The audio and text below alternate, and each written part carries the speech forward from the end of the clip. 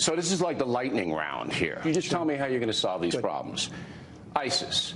How are you going to defeat ISIS? I would hit them so hard. I would find our proper general. I would find the Patton or the MacArthur. I would hit them so hard your head would spin. Now remember, and I sent you the document, I said in 2004 we should not go in and do that whole thing with Iraq. It was a disaster because I said that Iran will take over and it'll totally destabilize the Middle East.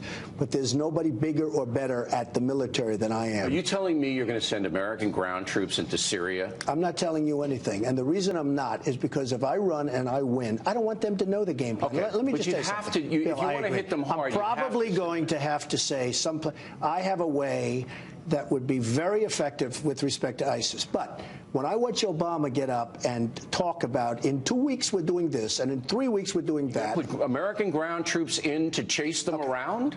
Take back the oil. Once you go over and take back that oil, they have nothing. But how do you take it back? Right, you have to go in. You have to go in. With ground troops? Well, you bomb the hell out of them, and then you encircle it, and then you go in, and you let Mobil go in, and you let our great oil companies go in. Right. Once you take that oil, they have nothing left. You're going to have unintended consequences. You're going to have Iraq not wanting you to do this, Syria not wanting you to do that. There is no Iraq. All right, so you don't respect them. I don't have any respect for them. No. All right, so they're out. I don't respect Syria. Are you going to violate their territory? You know, interestingly, Syria is supposed to be our enemy. Iran and Russia are protecting Syria. And it's sort of amazing that we're in there fighting ISIS in Syria, so we're helping the head of Syria, who is not supposed to be our friend, although he looks a lot better than some of our so-called friends.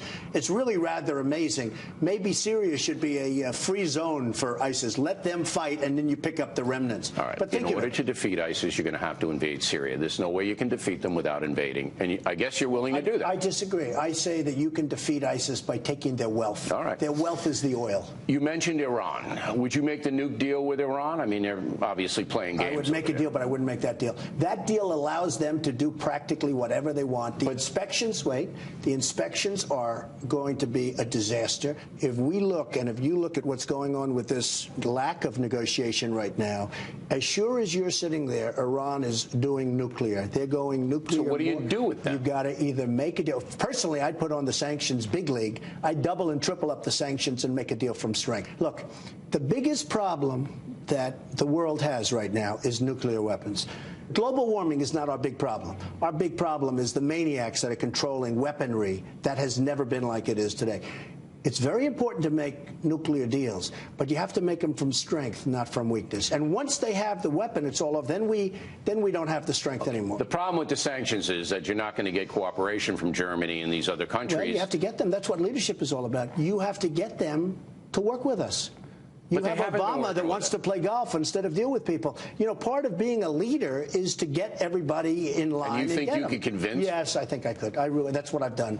I've made a fortune with foreign countries. Putin. What do you do to Putin? Well, Putin has no respect for our president whatsoever. He's got a tremendous popularity in Russia. They love what he's doing. They love what he represents. So we have a president who is absolutely, you look at him, the chemistry is so bad between those two people. I was over in Moscow 2 years ago. And I will tell you, you can get along with those people and get along with them well. You can make deals with those people. Obama can't. He's not. So you could make a deal with Putin to stop his expansion? I would be willing to bet I would have a great relationship with Putin. It's about leadership. Based on what? You're two macho guys? No. I mean, based on a feel. Okay, you know, deals are people. You sound like George W. Bush. He looked into his soul and said he was a good guy. Come on. Bush didn't have the IQ. You know what I'm picking up from this? You'd buy Putin. You'd buy him off. I wouldn't buy him. I wouldn't buy him at all. I would be able to get along, in my opinion, with Putin. Now, it's possible not. I'm not saying 100%. But I think I would have a very good relationship with Putin. Right. And I'll tell you what, it's actually important for this country to do that. You can't have everybody hating you. The whole world hates us. And one of the things that I heard for years and years, never drive Russia and China together. And Obama has done that. Okay. I actually laughed when you said you're going to build this giant wall from San Diego to Brownsville and the Mexicans are going to pay for it. The Mexicans are going to pay for the wall. Let me tell you, the Mexicans are the new China. What they're doing to this country. They're not going to pay for the wall. You have to let me handle that, okay? Well, tell me how you're going to make them pay for the wall. Because they are ripping us so badly. Okay. The deals. No, I'll tell you how. Tell me. Because I'll cut off I'll start charging for their product coming into this country. Mexico is living off the United States. So you try to strangle them economically unless they pay for the wall. They will pay for the wall. And the wall will go up, and Mexico will start behaving. Mexico is not our friend. Or you'll break them economically. I will do something that they will not be thrilled. All right. Chinese hacked into our federal government system.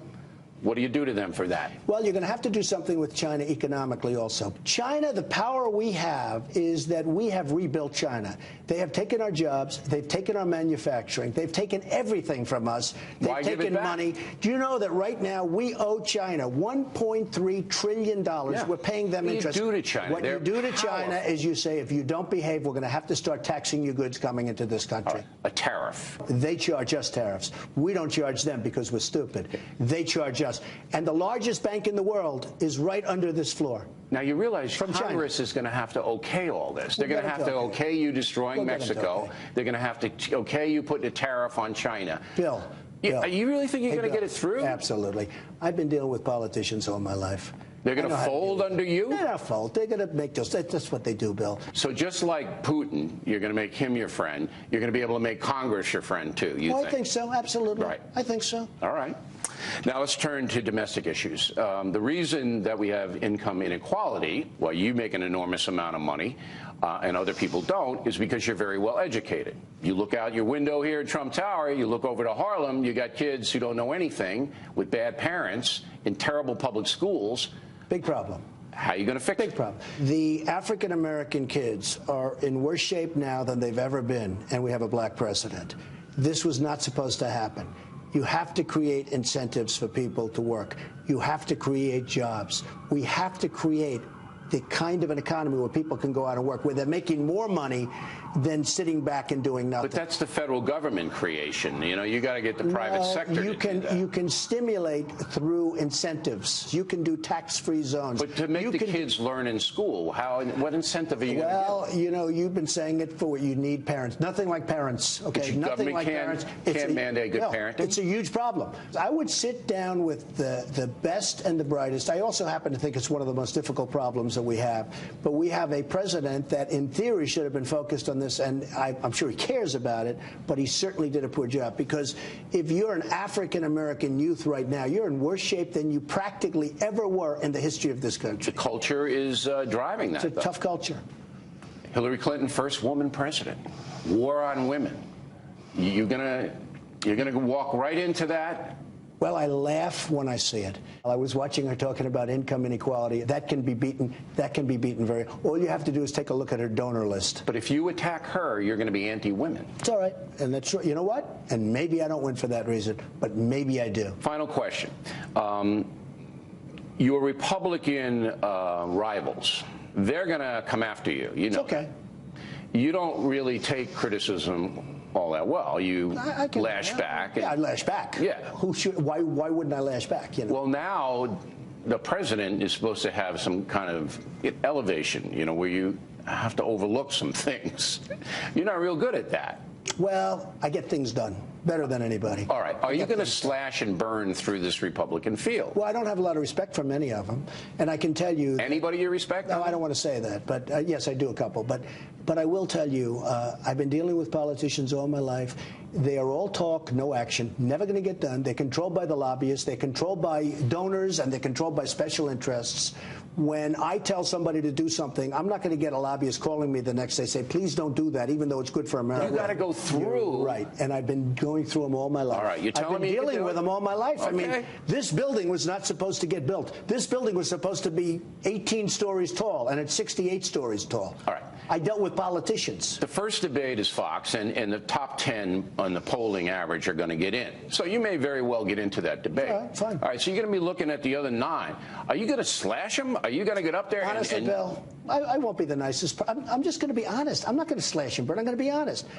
They don't have it. They're never going to bring this country So you're going to back. look Jeb Bush in the eye, and you're going to go, common cause of disaster, and you're this and you're that. I'm not a big fan of Jeb Bush. The last thing we need is another Bush, okay? Believe me. The last thing we need is another Bush. So you're going to slash and burn. All of my life, they're all talk, they're no action, and they're totally controlled by their donors and by the lobbyists.